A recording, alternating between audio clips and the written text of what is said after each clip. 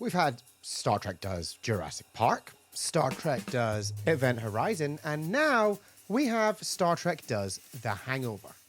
This season of Strange New Worlds has really committed to the genre hopping, and this week we are given a buddy comedy with our main focus on Ortegas and Scotty.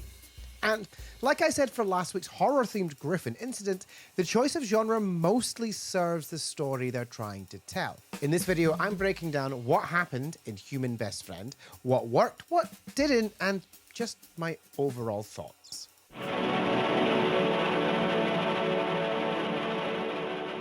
Human Best Friend sees the crew of the Enterprise finally getting the shore leave they've been craving for so long, on the planet Cessna Grand, whose atmosphere is intoxicating to visitors.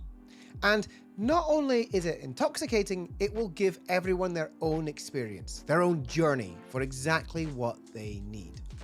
Whilst Scotty and Ortegas are the main focus for this episode, we also see Uhura finally blowing off some steam, having a hedonistic party, letting go. Mbenga becomes a clumsy barman, opening up that he feels the pressure as a doctor of always having to be precise with his hands, but now he feels free from that. Laan continues on her darker path, but to a more comedic effect, not relaxing, but instead trying to incite violence wherever she can, even going as far as taking over a local gang. Pike, under pressure to lead peace talks between the Redaxians, is letting go and getting a tattoo, being more rebellious than being a starship captain can allow. Less obvious as to what their journeys are Una, who has signed up to sing Klingon power ballads. Apparently, you haven't experienced Bonnie Tyler until you've heard it in the original Klingon. And Chapel, who is causing fights in a bingo hall. However, once again, we have a further focus on Spock and Kirk, which may actually have the most emotional payoff for this episode. Spock believes that he is hallucinating Kirk on Cessna Grand, but has been opening up to this hallucination.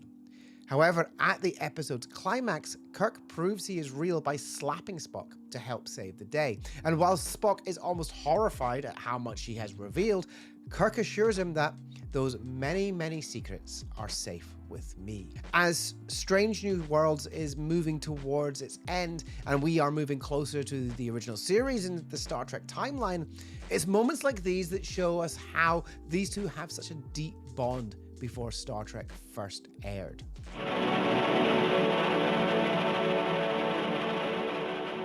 The main thread in this story involves Ortegas and Scotty.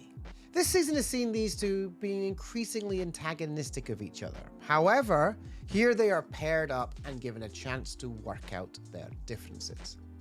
They initially wake up in a room trashed, tribbles crawling around, with no memory of what happened to them since the shuttle had landed.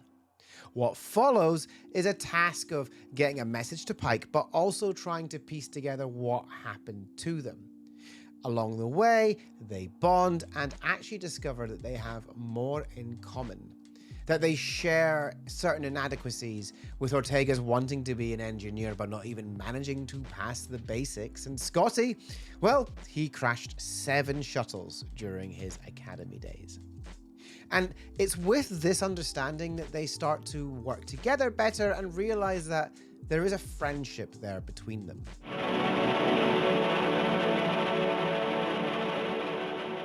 We've had three very different episodes in this season, and each has been used to explore our characters. Now, Star Trek has always had a comedic streak in it, and in recent times, Lower Decks, an animated comedy, has been one of the most popular and successful series. And with bringing in Catherine Lin, a writer on Lower Decks who also wrote the Strange New Worlds episode Those Old Scientists, one of the best and funniest episodes of Star Trek of all time. Her writing is coupled with director Yana Gorskaya, who has worked extensively with Taika Waititi and even directed episodes of What We Do in the Shadows. And you can really feel their influences here, especially in the bingo scene with Chapel squaring up to what are essentially vampires.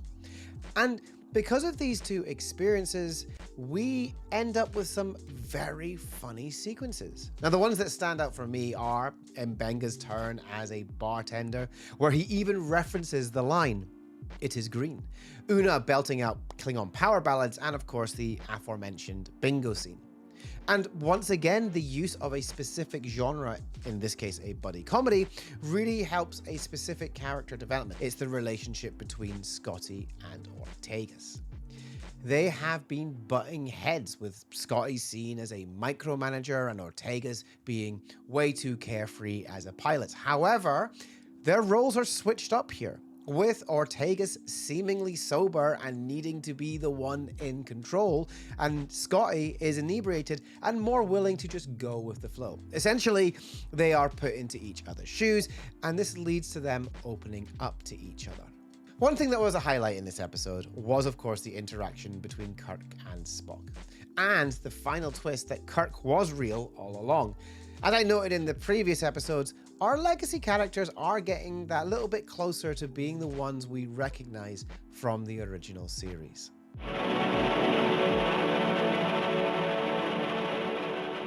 Something felt off in this episode for me.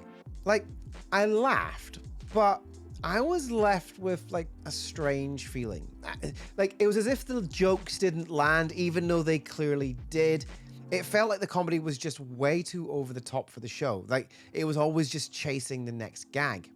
And it's because this is an episode of Lower Decks, not Strange New Worlds. Let's take La'an as an example. In Griffin Incident, I praised the use of horror for us to explore her violent tendencies and her fear that she is turning into her ancestor, Khan. Here, it is played for comedic effect, going as far as her taking over a gang and demanding Scotty's shirt. And considering the first two episodes and the journey we've been made to believe La'an is on, this episode almost brushes aside all of that, belittling her growth so far, and essentially turns her into Mariner. But all the characters feel like cartoon versions of themselves in this episode. And when the story switches to the more serious peace talks that Pike is supposed to be leading, they continue with the heavy comedy, which unfortunately removes any tension for the final section. Also, I've said it last week, and I'm going to repeat it here. There is a legacy character problem, and the problem isn't the exploration of the relationships before the original series. The issue is the lack of danger, the lack of stakes. In this episode, Scotty and Ortegas are put into a situation where they could die. Except, we already know that they won't. Well, at least Scotty won't. But they do, unsurprisingly, both survive, and I think this is a problem for storytelling, is when a legacy character is put into a life or death situation, we already know the outcome. Oh, and while it was played for laughs in this scene that Scotty's thumb was hanging off, I actually feel that this was a missed opportunity to explain original Scotty actors James Doohan's missing finger.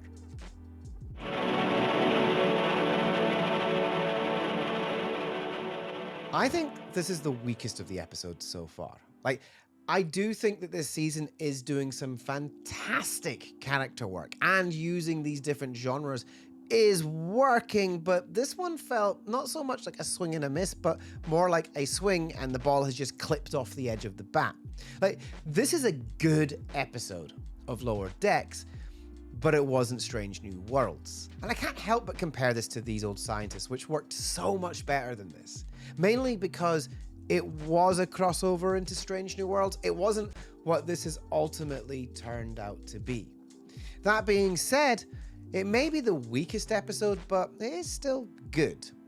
Character exploration continues to be the strength of this season, and I hope that it continues and uses these different genres to great effect. So there you have it, my thoughts and review of the latest episode of Strange New Worlds, Human Best Friend. Now, let me know your thoughts in the comments. And if you enjoyed this video, first of all, you can check out the rest of my reviews right here. But please consider giving this video a like, subscribe to the channel for more Star Trek chat. I'm close to 2,000 subscribers and I'd love to have you on board. Thanks for watching.